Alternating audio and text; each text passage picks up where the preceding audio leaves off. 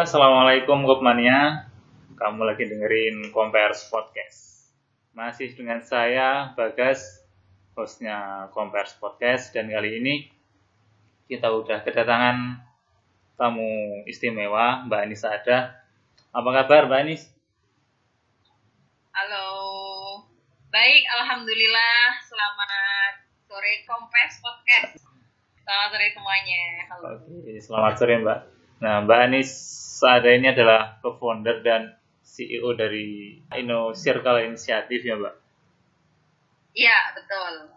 Nah, sebelumnya terima kasih banyak Mbak Anis sudah bersedia buat meluangkan waktunya ngisi di Compares Podcast di tengah kegiatannya yang super sibuk. Sama-sama, Bagas. Oke. Terima kasih udah namanya kita ntar ngobrol-ngobrol asik aja ya seputar koperasi. Oke, Mbak. Nah, di podcast kali ini kita mau ngulik bahasan tentang platform co-op atau platform kooperatif. Kalau kita terjemahkan ke bahasa Indonesia, koperasi platform. Kurang lebih kayak gitu. Nah, salah satu model bisnis yang mulai berkembang di Indonesia membuat banyak anak muda tertarik buat bergelut di sana. Istilah platform co-op sendiri sebenarnya diperkenalkan pada tahun 2014 oleh Trevor Scott, seorang profesor dari New School. Nah, dari namanya mungkin kita udah bisa dapat gambaran kalau platform co-op ini sebuah platform digital kayak yang kita tahu, itu mungkin kayak Gojek, Bukalapak, dan kawan-kawannya. Tapi di sini dikawinin sama konsep co-op atau koperasi. Nah, simpelnya mungkin kayak gitu. Nah, buat pastinya kita langsung tanya aja sama Mbak Anis. Bener nggak sih, Mbak, apa yang dimaksud sama platform co-op kayak yang aku sebutin tadi? Ya, kurang lebih seperti itu. Jadi platform co-op itu adalah bentuk hibridasi dari yang satunya itu adalah platform digital, kemudian dia menggabungkan dengan kelembagaannya itu koperasi, sehingga muncullah yang namanya platform co-op atau koperasi platform. Kemunculannya sendiri tentu aja baru-baru ini ya, ketika gelombang revolusi industri 4.0 itu sudah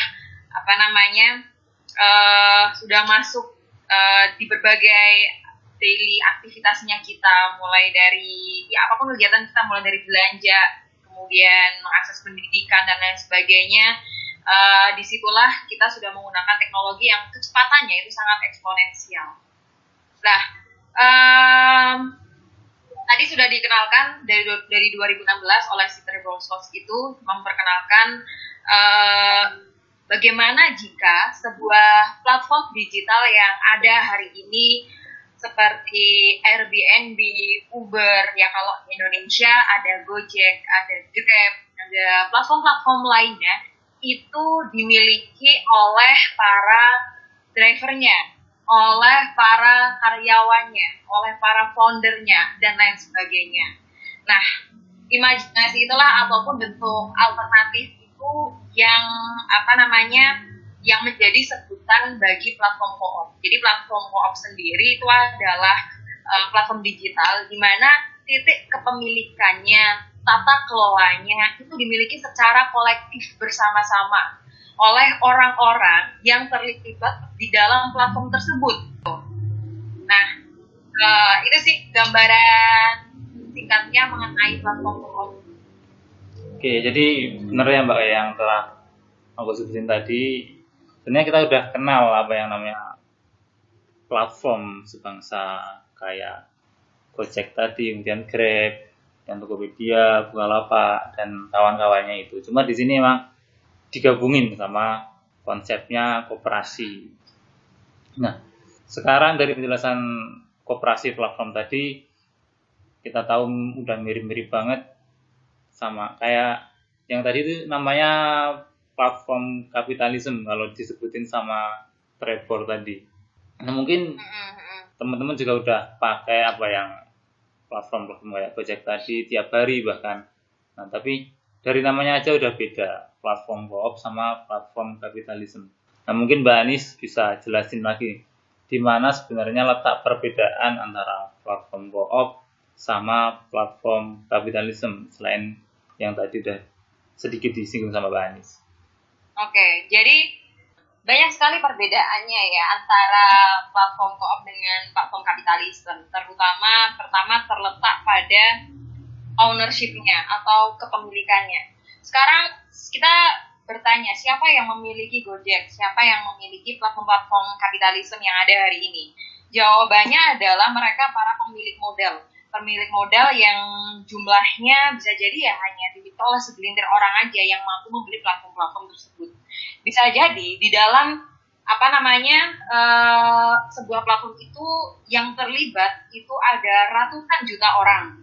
Tetapi yang mendapatkan ataupun meneguk keuntungannya itu hanya segelintir orang saja, yaitu orang-orang yang memiliki modalnya. Nah, sedangkan kalau di platform kooperatif, siapa para pemiliknya adalah pihak-pihak yang terlibat di dalam platform tersebut.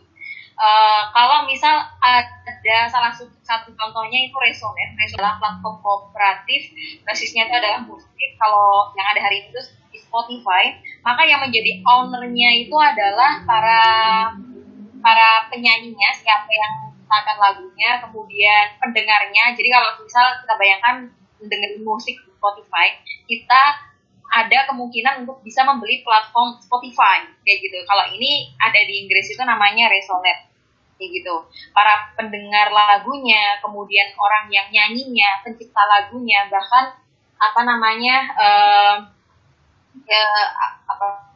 itu industri album yang studionya itu adalah para pihak yang memungkinkan untuk menjadi pemiliknya kayak gitu.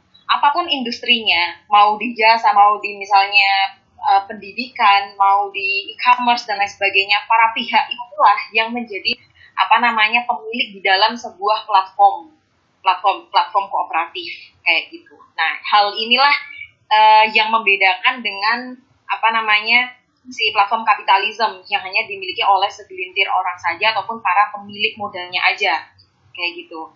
Nah, ketika kita tahu para venture kapitalis dari platform besar di Indonesia, unicorn, unicorn itu mereka bukan hanya dari Indonesia. Kalau kita membedahnya itu ada yang dari Tencent, Cina, kemudian ada dari Google, Facebook dan lain sebagainya. Maka perputaran ekonomi ataupun perputaran pendapatan yang dihasilkan oleh masyarakat di Indonesia larinya ya keluar lagi kayak gitu loh, tidak berputar di dalam negara ini kayak gitu loh, karena keuntungan kemudian keuntungan itu, profit tersebut kembali lagi ke para modalnya. Itu satu, terletak pada sisi ownership-nya. Kemudian yang kedua adalah dari titik governance-nya ataupun tata kelolanya. Siapa yang mengelola ataupun siapa yang mengambil keputusan, titik demokratisnya. Kalau di platform kapital kan tentu dia yang si pemilik modal itu ya. Jadi modal itu memiliki kekuatan di atas orang kayak gitu loh. Sedangkan kalau koperasi mantranya itu adalah people first, capital behind. Jadi orang-orangnya itu punya punya andil dalam menentukan perusahaan ini tuh akan dibawa kemana kayak gitu. Dia ada kesempatan untuk menentukan nasib mereka sendiri kayak gitu di dalam sebuah perusahaan. Disitulah titik demokratisasinya perusahaan, itu perusahaan koperasi. Nah, apakah teman-teman mungkin bayangkan, emang bisa ya perusahaan gede Gojek, bayangkan segede Gojek ya, yang di dalamnya ada puluhan ribu orang, tapi dikelola sama sama begitu banyak orang kayak gitu. Mungkin bayangannya masih kayak gitu ya, tapi di dalam konsep platform kooperativism itu nggak semua orang itu mengelola secara daily kayak gitu loh. Itu tentu saja akan kacau perusahaannya, mengambil keputusan harus voting ke ratusan ribu orang itu nggak mungkin. Jadi konsepnya itu adalah masing-masing dari kelompok itu mereka akan mewakilkan board-nya ataupun perwakilan. Misalnya nih, kita ambil kasus Gojek aja yang gampang ya.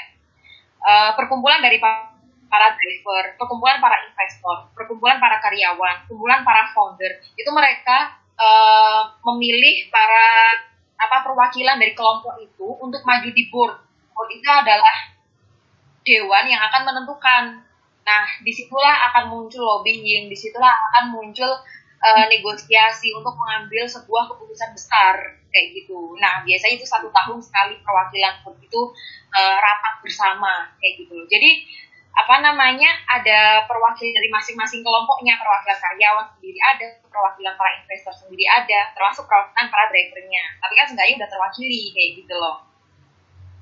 Terus dari badan hukumnya juga berbeda. Kalau kapitalisme dia menggunakan badan hukum PT, kalau nggak CV, kalau platform co-op tentu saja pakai lembaga atau badan hukumnya itu adalah koperasi.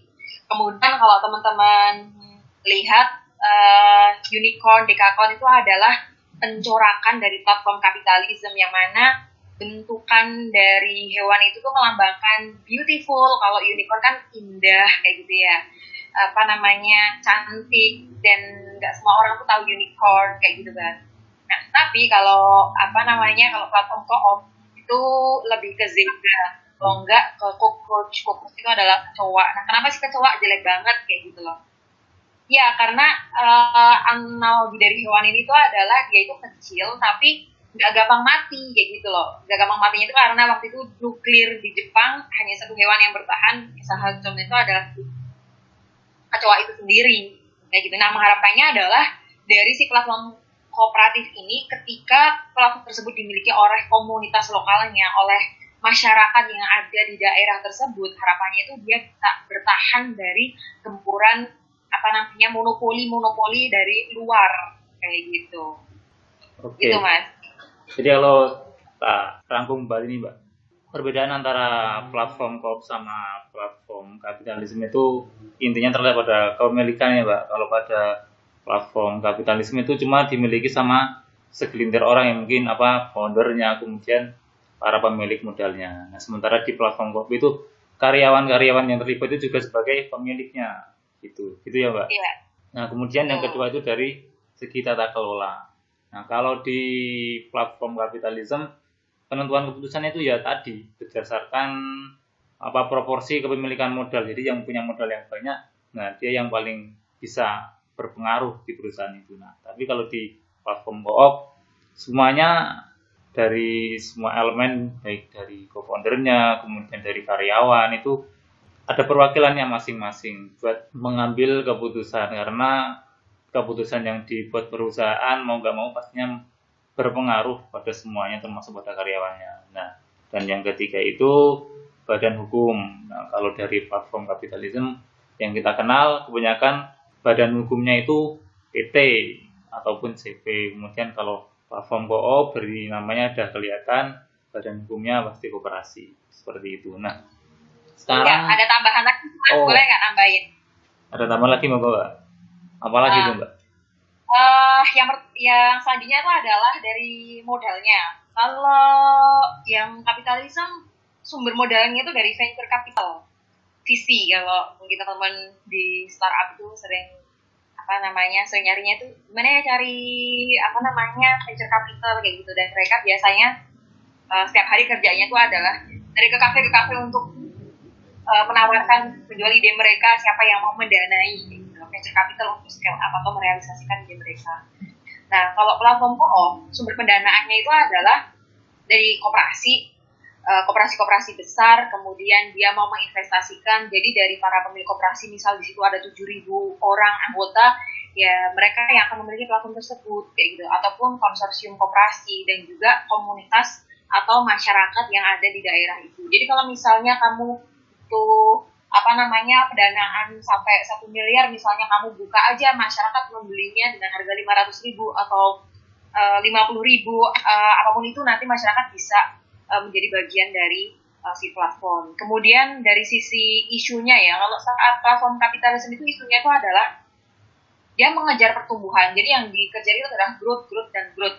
Tapi minus sekali sama yang namanya pemerataan nilai ataupun pemerataan value. Apa yang terjadi adalah akan muncul ketimpangan yang begitu rupa menganga ataupun yang terjadi ya ketika platform kapitalisme itu masih tetap dipertahankan. Ketimpangan ekonomi Indonesia sekarang aja udah sangat luar biasa, ditambah lagi dengan sekarang platform kapitalisme itu makin dilanggengkan kayak gitu. Maka yang terjadi adalah pertumbuhan tapi minus pemerataan. Nah, sedangkan kalau platform co-op isunya itu adalah mari kita samaratakan sebuah nilai demi terciptanya keadilan dan sewajarnya kayak gitu loh. Jadi kalau mau jomplang pun nggak akan jomplang banget. Misalnya aku foundernya ya, itu kekayaannya aku nggak begitu jomplang sama para driver di platformnya aku, kurang lebih kayak gitu.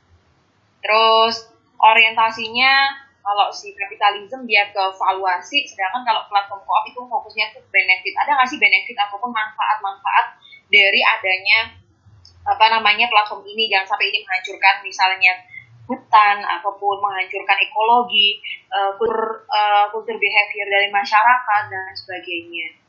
Nah, kalau modelnya sendiri di Indonesia itu masih dikit banget di Indonesia. Bahkan saya sendiri itu hampir belum mengembangkan platform co-op karena saya mengembangkannya itu startup co-op kayak gitu. Karena ada tingkat kerumitannya yang cukup tinggi untuk langsung kita bicara di platform co-op. Itu mungkin tambahannya perbedaan itu, Mas. Oke, berarti udah banyak banget tadi perbedaan antara platform co-op sama platform kapitalisme yang dijelasin sama Mbak Anis. Nah, kita dari perbedaan-perbedaan itu sebenarnya sudah terlihat jelas banget ya Mbak, bahwa sebenarnya platform kooperatif itu punya banyak banget kelebihan jika dibandingkan sama platform kapitalisme. Bahkan dari beberapa berita ataupun informasi yang saya dapatkan dari internet itu, kalau platform-platform seperti Gojek itu dikembangkan dalam bentuk platform co-op, itu kita sebagai konsumen, semua konsumen itu bergabung, kemudian untuk membeli si Gojek tadi itu bisa dapat 5 bahkan ya Mbak, seperti itu. Kemudian dari perbedaan-perbedaan itu kira-kira apa lagi nih Mbak kelebihan platform co-op jika dibandingin sama platform kapitalisme tadi? Kalau kelebihan tadi udah beberapa ya, tapi di samping kelebihan pasti ada kekurangannya ya. Saya juga tertarik itu membahas kekurangannya. Jadi kekurangannya tentu aja dari sisi pertumbuhan, dia akan jauh lebih lama karena dia mengandalkan dana dari yang ada di masyarakat, komunitas, yang mana tentu aja besarannya tuh nggak akan langsung sebesar venture capital kayak gitu. Dari pertumbuhan yang sangat lambat itu, kalau dia nggak kuat di komunitasnya, kalau dia nggak berhasil memenangkan hati masyarakatnya, dia langsung akan head to head dengan platform kapitalisme. Jadi bayangkan aja teman-teman dalam satu kota mengembangkan platform Gojek yang serupa, maka bagaimana akan mengalihkan perhatian dari masyarakat supaya beralih ke platformnya kalian, selain tawaran yang sangat sosial, yang sangat abstrak kayak gitu, dibanding dengan tawaran-tawaran yang Gojek yang jelas di sana ada promonya, ada tingkat kemudahan yang sangat tinggi, ada bahkan cashback, diskon dan lain sebagainya. Nah, maka kan untuk memenangkan ataupun membuat mereka beralih ke kalian, itu kan yang pertama harus kuat di komunitasnya. Kalau enggak, yang kedua adalah kalian harus kuat di modal supaya menggeser user yang awalnya di platform yang monopolistik itu ke platform kooperatif kayak gitu sih. Challenge-nya itu adalah karena untuk mengedukasi masyarakat sekarang itu complicated ya, narasi yang harus kita tawarkan, karena mereka nggak merasa itu adalah masalah kayak gitu loh.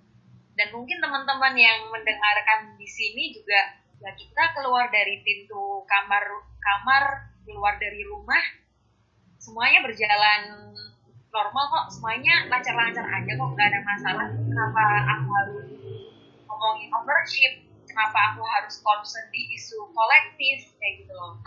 Orang yang mau melawan arus itu mungkin ya hanya 1-10 orang kayak gitu. Akhirnya para pelaku kooperatif berlaku ataupun bertindak seperti platform kapitalisme kayak gitu, ya udah kita memenangkan UI UX-nya kita memenangkan value proposition-nya kita mencari funding, tapi fundingnya dari koperasi.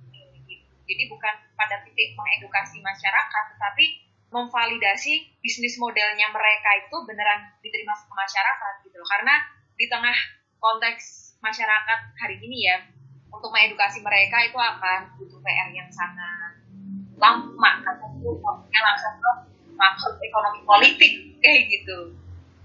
Kemudian kekurangannya udah itu sih yang paling berat. Kalau kelebihannya banyak ya, artinya kayak gini deh teman-teman.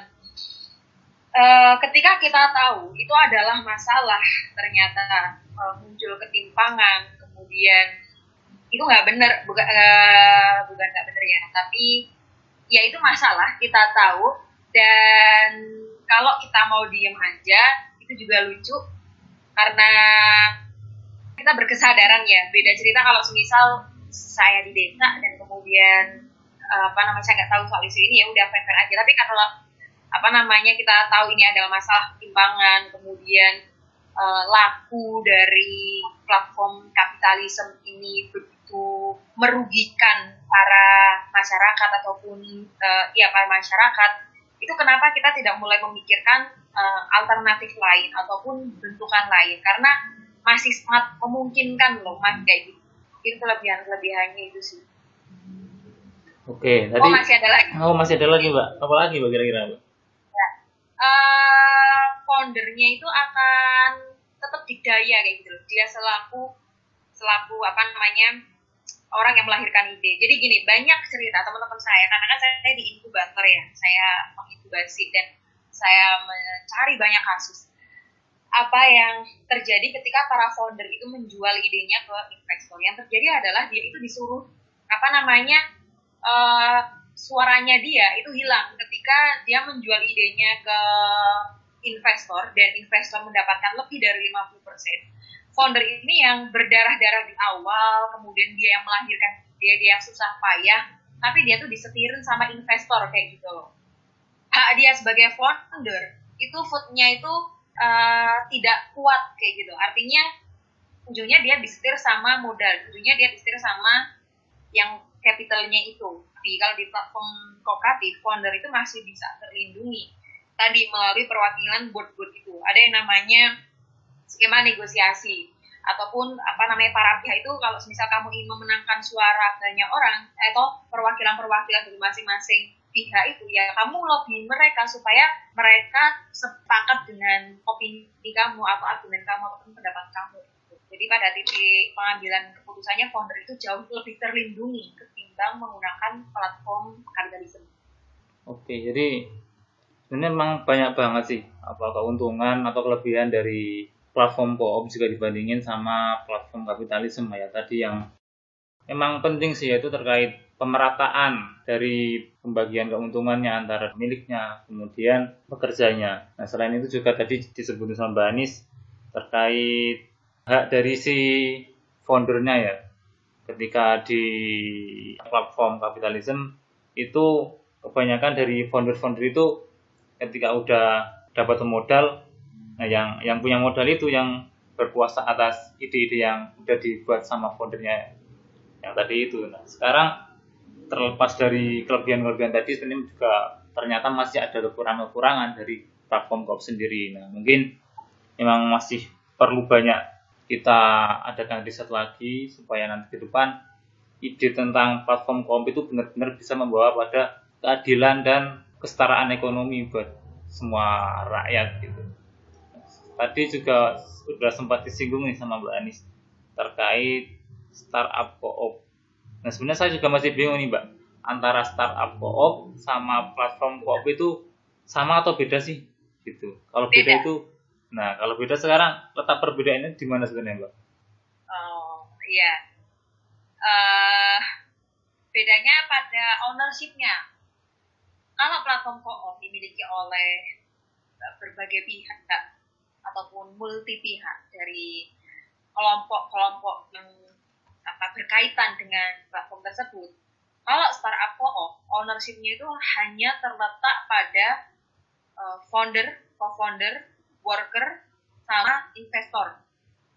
Jadi kalau semisal aku punya jasa, aku melayani jasanya aku itu delivery order, end usernya aku tuh nggak bisa memiliki platformnya aku. Jadi konsepnya kalau koperasi konvensional itu adalah startup co-op dikelola dengan koperasi pekerja. Kalau platform co-op dikelolanya dengan koperasi multi pihak. Gitu. Sebenarnya kedua model koperasi ini itu sudah ada sejak 1984-an. 1847. Tua sekali model ini. Hanya di Indonesia itu belum ada yang mengadaptasinya. Karena corak koperasi di Indonesia itu masih simpan pinjam dan masih satu persatu kayak gitu loh. Nah, modeling ini ataupun antara platform co-op sama startup co-op ini mengambil dari model yang sudah lama eksis di negara-negara lain kayak gitu. Dan ini sangat tepat dan cocok untuk diterapkan di dalam platform co-op dalam konteks platform co-op hari ini gitu. Nah, kalau dari sisi bisnis modelnya sama, keduanya mereka masuk dalam platform digital. Apapun bisnis modelnya itu adalah ya platform kayak gitu loh. Kayak yang platform yang menghubungkan antara A dan B. Ya bisnis modelnya itu sudah startup inovatif kayak gitu. Bisnis modelnya sama, menggunakan teknologi digital. Tapi itu perbedaannya itu terletak di sisi ownership-nya. Oke. Kebayang? Ya, kebayang sih Mbak, walaupun samar-samar ini juga pusing juga nih mikir. Kayak hampir sama soalnya. Saya mau ngasih contoh di contoh di Indonesia sendiri masih belum ada gitu. Sedangkan startup co-op itu saya memulainya tuh dari tahun 2018. Itu kita pioneering.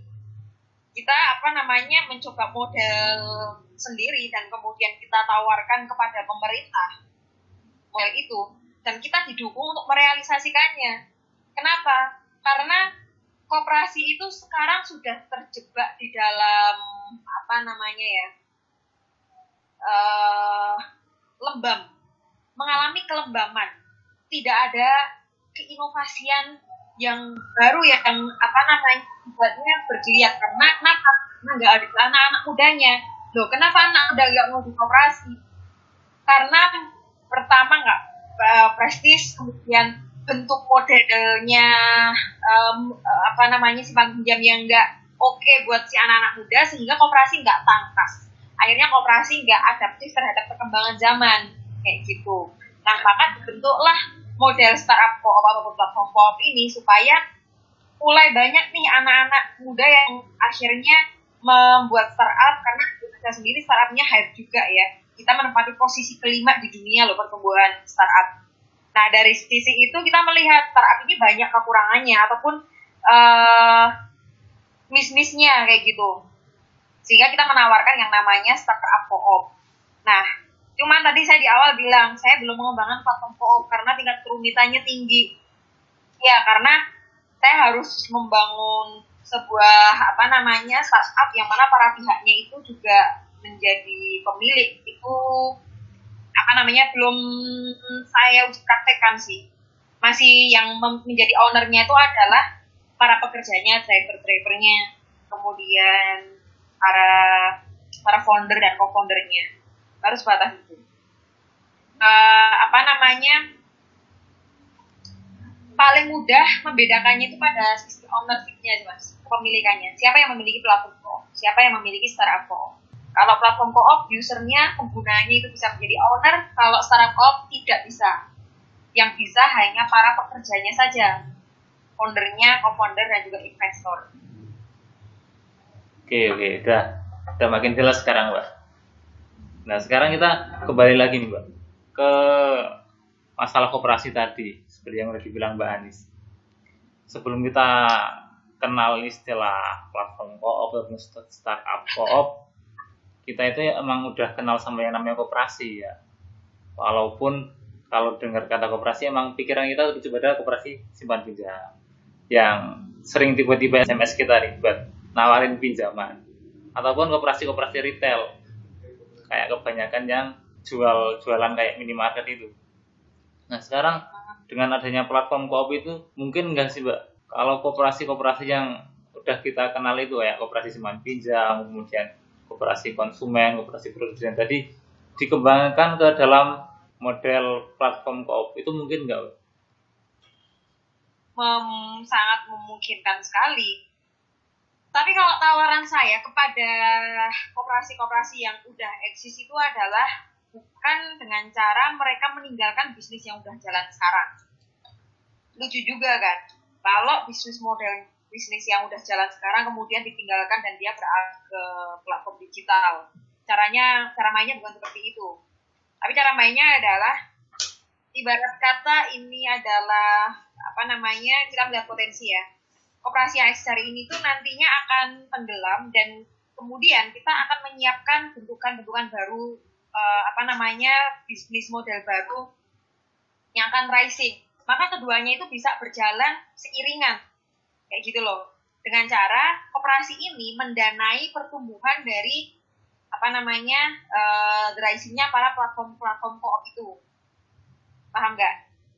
Jadi ini yang mensubsidi pendanaannya, kemudian yang memberikan permodalan bagi pertumbuhan platform koop. Contohnya gini, saya awalnya sebelum 2018 itu, saya itu gabungnya itu adalah di koperasi konsumen Kopun di Purwokerto. Itu adalah retail dan simpan pinjam. Oke. Nah, kemudian kita melihat kita harus menginovasi bisnisnya. Kita selalu bertanya, bisnis kita tidak bisa hanya mengandalkan satu sumber revenue atau satu sumber yang ini retail dan simpan pinjam dengan anggota yang cukup banyak. Kita kan udah establish lah ya. Kita harus menciptakan yang baru nih. Apa? Oke, kita menawarkannya adalah platform koop, startup koop. Kenapa? Karena ini yang akan menjadi bisnis model ke depan, the future business model yang bisa menghidupi nantinya ketika ini akan tenggelam ataupun orang-orang sudah tidak lagi ke toko modern. Ya, kita tidak tahu, bisa jadi nanti ke depannya ketika semua orang sudah sangat sangat tech savvy gitu ya, kita menginginkan bahkan belanja dari rumah aja ya itu sudah terjadi hari ini, tapi masih parsial. Bayangkan kalau semua aktivitas kita itu menginginkannya online, siapa yang mau datang ke toko modern? Orang sekarang aja mama muda beli popoknya aja dari online kan, yang mana itu bisa kita akses dari toko sebelah kayak gitu. Nah, maka dari itulah kita sudah menyiapkan aplikasi yang kita siapkan untuk para anggotanya kita bisa berbelanja ke Kopun hanya dari rumah aja ataupun berbagai teknologi lainnya yang kita kembangkan kayak gitu. Maka sangat memungkinkan sekali mereka bikin platform, tetapi caranya bukan mendigitalisasi usaha mereka yang udah eksis sekarang. Tapi beneran bikin platform. Nah, teman-teman juga harus memahami. Jadi, platform koop ataupun startup koop itu tidak sekedar mengonline-kan ataupun tidak sekedar mengonline-kan, tetapi bisnis modelnya itu tuh berbeda sama sekali kayak gitu loh. Ini udah bicaranya itu perbedaannya itu di bisnis model antara konvensional bisnis model sama ini startup sama platform koop. Ini PR sendiri nanti itu bisnis model. Oke, bener sih Mbak. Tapi gimana nih teman-teman, pusing nggak? Saya agak pusing sih ini. Bosnya Converse Podcast agak pusing. Caranya nih.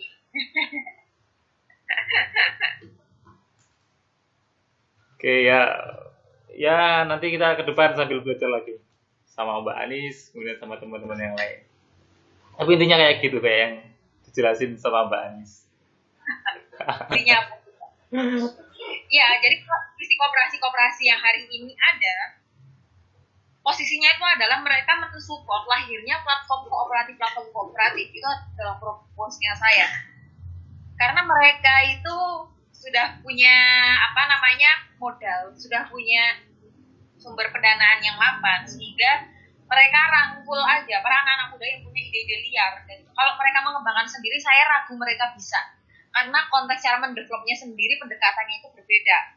Kayak gitu. Mereka yang biasa dalam keseharian daily activity-nya ketemunya itu adalah aset-aset berwujud, ini ketemunya startup itu intangible aset semua, ataupun pendekatannya startup yang harus agile, bolak-balik, iterasi dan sebagainya. Mereka nggak terbiasa dengan itu dan kecenderungannya dalam. Maka rangkul aja yang udah mengembangkan ini anak-anak Kokma punya ide-ide liar soal startup co-op, platform co-op, koperasi yang udah eksis, support dong. Daripada kalian yang keren-keren talenta-talenta kreatif itu malah menjual ide kalian ke venture capital, kan malah rugi. Kenapa tidak dimiliki oleh koperasi? Padahal sangat memungkinkan. Nah, pengembangan-pengembangan itulah yang kita replikasi ke Lampung. Di Lampung itu ada koperasi yang namanya Mekarsai. Koperasinya besar. Kita menawarkan ke mereka untuk support namanya Siger Hub, inkubator di sana, inkubator startup juga, untuk mendanai si para pelaku-pelaku startup ini. Itu yang kita ingin replikasi di kota-kota lainnya, termasuk di Jakarta, Surabaya, Bali, dan sebagainya. Gitu, Mas. Oke. Baik banget sih. Sebenarnya kemarin juga saya dengar, saya lihat-lihat tuh ada salah satu anggota Kokma UPN juga yang mulai mengembangkan sejenis kayak ojek online itu apa ya? Kozi. Nah, Kozi. Nah, siapa tahu ini Mbak Rahma ya. Salah satunya itu ikut mengembangkan yang namanya Kozi. Itu semacam ya aplikasi ojek online tapi ada value lebihnya, kayak misal ketika pengendara konsumen customer yang perempuan itu bisa milih sendiri drivernya yang perempuan kayak gitu. Nah, mungkin ini bisa dipelajari lagi, belajar bareng sama Mbak Ani sih. Oke, sekarang kalau untuk jenis bisnisnya ya Mbak, pada platform co-op produknya bisa dikembangkan ke dalam jenis atau sektor bisnis apa aja nih Mbak untuk saat ini? Jenis platform co-op apa saja yang banyak dikembangkan? Atau mungkin emang masih belum ada sama sekali di Indonesia untuk jenis platform co-opnya ini? Yang udah ada atau ya di Indonesia juga ada belum Mbak? Sebenarnya saya udah mengenal beberapa beberapa platform yang mana mereka itu menginginkan untuk dijadikan koperasi. Kebanyakan di sektor riding, kayak tadi itu platform Gojek, kayak gitu ride lah ya, jasa pengantaran kayak gitu. Drivernya udah sampai 1000-an. Nah, kenapa akhirnya mereka tidak melanjutkan sampai pada level kelembagaan misalkan mereka koperasi? Karena masih terbatasi oleh regulasi, yang mana akhirnya ya udahlah ketimbang repot PT aja kayak gitu. Kenapa repot? Kenapa terbatasi? Ya, ini pertama adalah modeling dari koperasi multi pihak itu yang tadi saya ceritakan, di mana masing-masing para pihak itu mewakilkan board-nya mereka untuk mengambil keputusan. Itu belum dilegalkan ataupun belum ada regulasi yang mengatur, karena undang-undang yang sekarang ada itu adalah one man one food. Jadi dihitungnya itu adalah per individunya. Jadi bayangkan di situ ada 100.000 orang atau 5.000 orang, maka kekuatan tertinggi itu keputusan tertinggi itu diserahkan ke 5.000 orang itu. Bisa dibayangkan dong, kenapa para startup nggak mau ke koperasi? Para founder tentu aja akan kalah lah, ya nggak? Kenapa kalah? Misal begini, dalam suatu rapat pengambilan keputusan ya, drivernya ada 3.000, kemudian foundernya cuma 50, karyawannya ada 2.500. Loh, tentu aja yang paling menang suaranya para driver dong. Lah, para founder yang dulu berdarah-darah mengembangkan aplikasi dari awal terzolimi dong. Ya nggak? Zolim, menurut saya zolim itu. Dan nggak adil juga. Iyalah, nggak adil juga kalau semisal ini koperasi one man one food kayak gitu kan. Akhirnya si para foundernya itu terdevak dari perusahaannya. Itu jahat, itu evil. Makanya startup sekarang ya berkembangnya lewat PT, lewat model konvensional yang ada hari ini kayak gitu.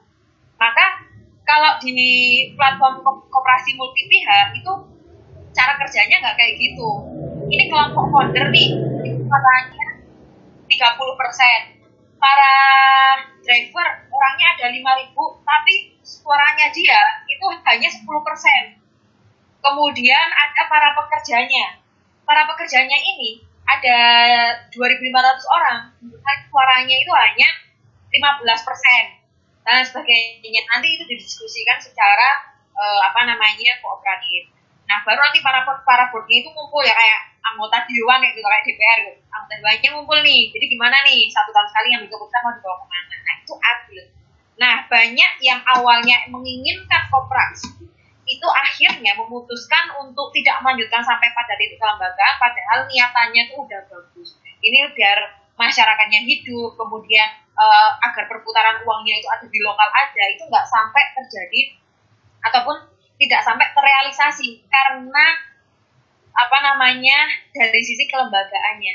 Jadi bagi saya itu adalah koperasi itu harus mampu mengadministrasikan keadilan, tidak hanya pada titik ekonominya saja, tapi sampai pada titik pengambilan suara. Jadi kalau koperasi prakteknya tidak mampu mengadministrasikan keadilan, ya dia tidak ataupun praktek koperasi itu memang harus kita dobrak ataupun harus kita kritisi untuk menjadi lebih baik lagi, dan harus ada orang-orang yang berani untuk mengkritisi model-model koperasi yang udah eksis hari ini sehingga akan mampu berkembang dan melakukan banyak inovasi. Kalau sekarang kita terima-terima aja one man one food, ya udah nggak akan berkembang juga koperasi, nggak akan ada orang juga yang mau di koperasi. Untuk para startup ya, karena itu sangat nggak fair. Saya pelaku startup nggak mau kalau koperasinya cara mainnya kayak gitu.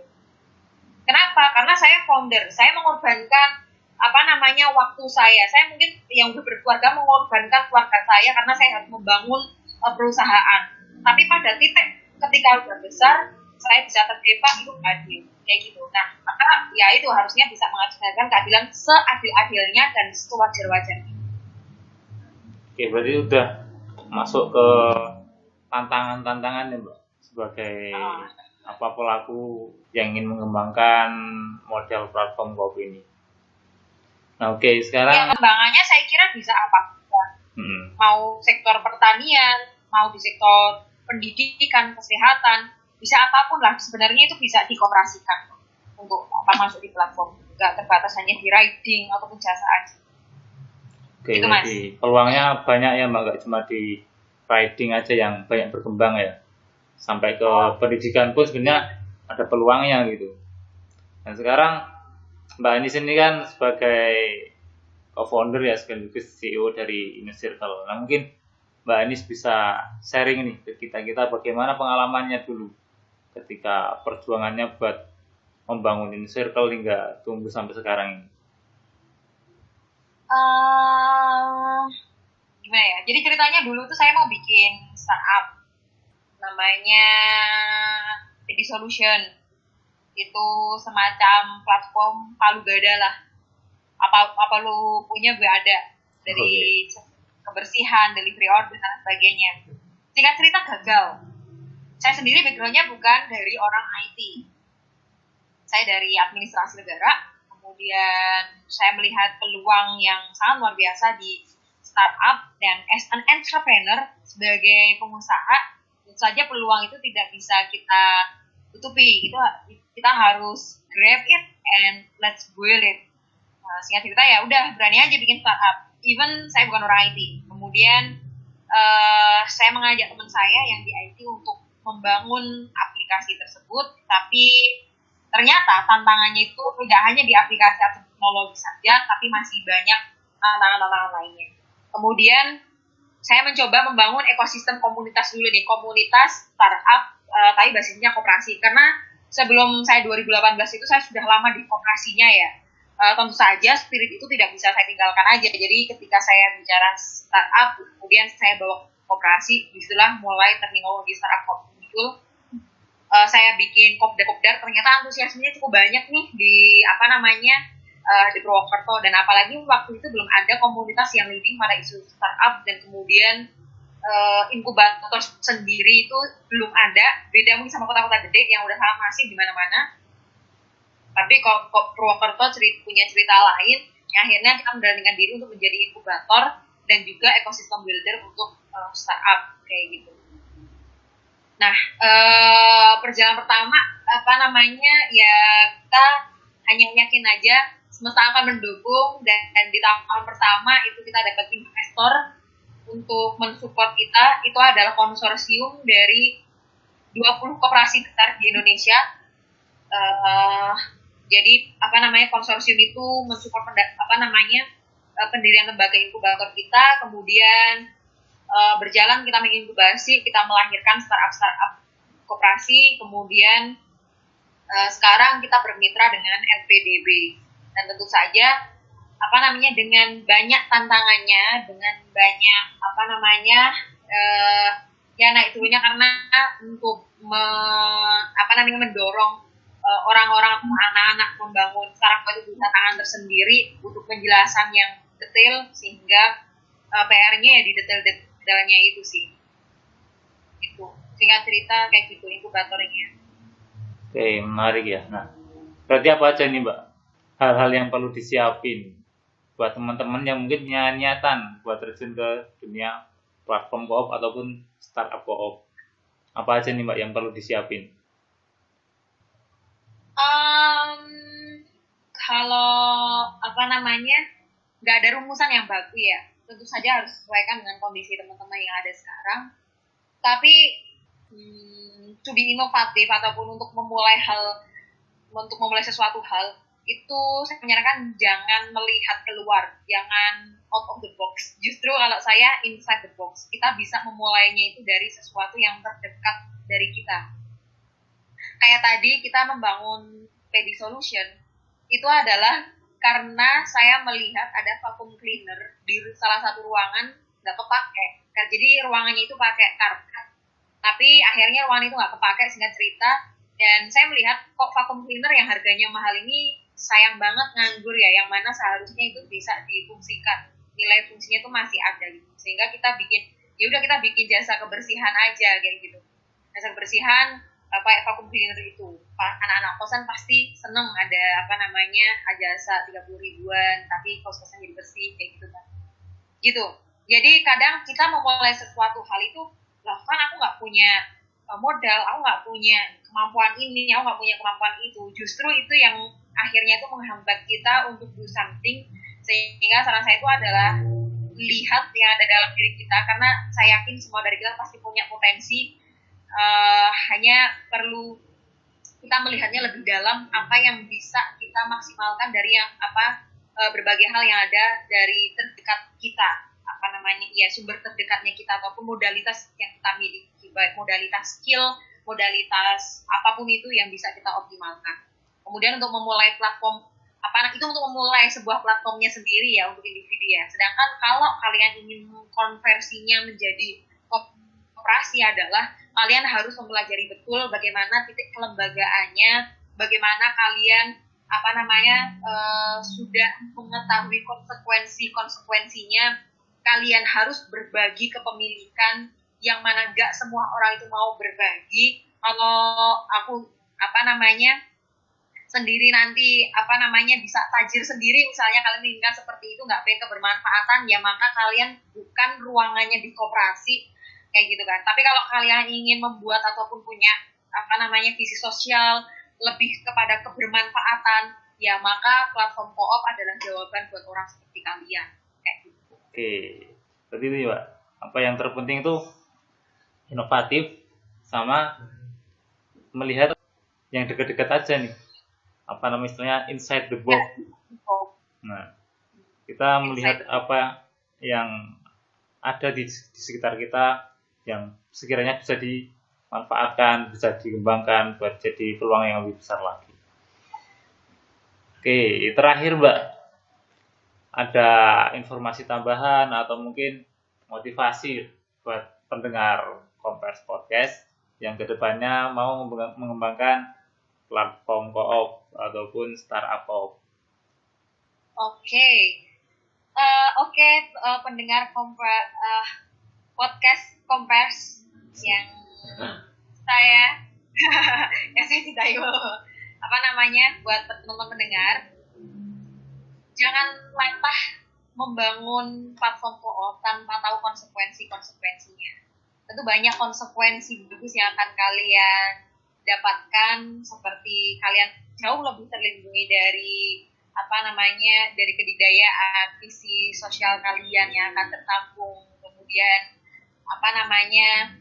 tentu saja butuh orang-orang kalian talenta kreatif untuk mengembangkan alternatif alternatif model ataupun model koperasi yang bisa dikembangkan oleh kalian, kayak gitu. Karena sistem yang sekarang itu they are sick, kayak gitu. Sakit. Ada yang yang perlu kita sempurnakan lagi gitu. Nah, sejauh ini saya melihatnya platform kooperatif adalah alternatif terbaik untuk membuat sistem tersebut menjadi lebih baik dan lebih sempurna lagi. Oke, gitu aja, Mas. Terima kasih. Oke, sama-sama Mbak, makasih.